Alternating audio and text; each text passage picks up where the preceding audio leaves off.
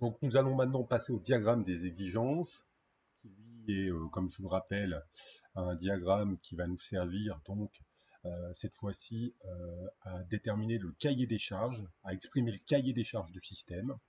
Alors, le diagramme des exigences, la traduction en anglais, c'est le requirement diagramme. Donc ici, vous avez toutes les petites parties qui vont pouvoir vous servir. Donc la première chose, c'est de placer donc la première exigence, qui est l'exigence principale, et qui, elle, grossièrement, correspond toujours également à la mission du système, souvent, se déplacer.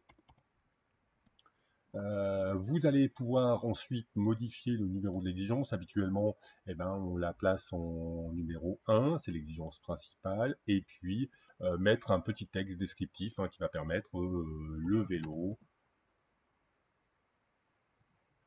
permet un déplacement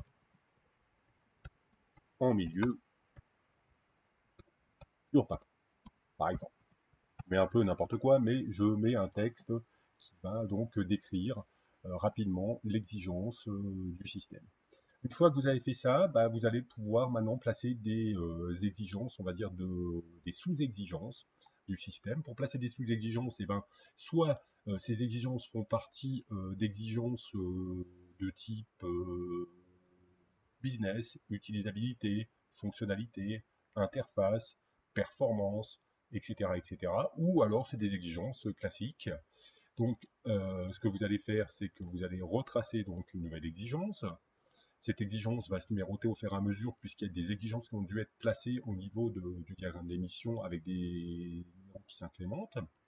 Et une fois que vous allez donc avoir fini ceci, excusez-moi, vous allez pouvoir mettre une liaison donc avec l'exigence principale qui est là. Si vous utilisez le lien que je viens d'utiliser, donc le trait avec au bout un cercle muni d'une croix, vous allez remarquer tout de suite que l'exigence suivante va se numéroter 1.1, puisque c'est une sous-exigence de l'exigence principale de se déplacer, donc qui est l'exigence 1.1. Donc vous allez pouvoir lui donner des caractéristiques et par la suite même dire par exemple cette exigence, voilà, et ben je la redéfinis par l'intermédiaire, et ben elle est redéfinie.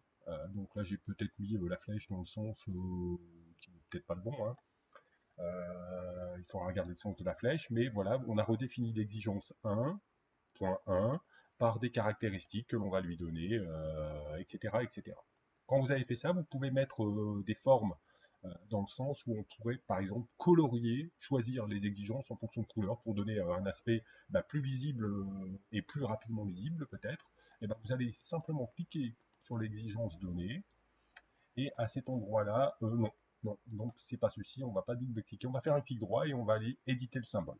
Quand on va éditer le symbole, on va voir que à l'intérieur, on peut modifier plein de paramètres au niveau de l'édition du symbole et surtout, par exemple, la couleur. Donc si je clique ici et que je viens cliquer sur les petits points, je pourrais dire que cette exigence, par exemple, elle est de couleur qui tire vers le rouge. Et donc colorier, aller modifier plein d'autres choses, encore les couleurs du texte, etc., etc., pour mettre ensemble correctement l'exigence. Donc voilà, donc je rappelle, diagramme des exigences qui va nous permettre, lui, cette fois-ci, de donner le cahier des charges de notre système. Donc, toujours, hein, on voit ici RD, diagramme Requirement, donc diagramme des exigences. Merci.